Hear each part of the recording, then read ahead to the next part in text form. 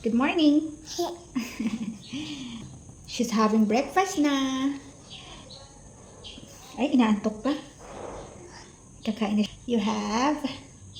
Okay, so ito guys ay egg, banana, and flour na pinaghalo ko. Also, nilagyan ko siya ng milk and butter. She will be having oranges. Yan. 1/4 lang ng isang malaking bilog. Yeah, so I hope you likes it. Do you think? First bite.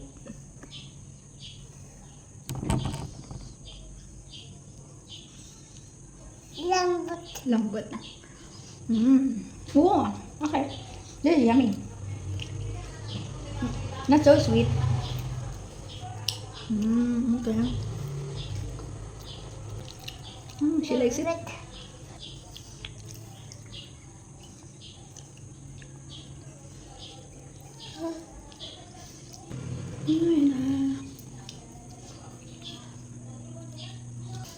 Actually guys, pag morning talaga, maga akong gumigising, then nagpe-prepare. So habang tulog siya, kumakain na ako. So una akong nagbe-breakfast sa kanya.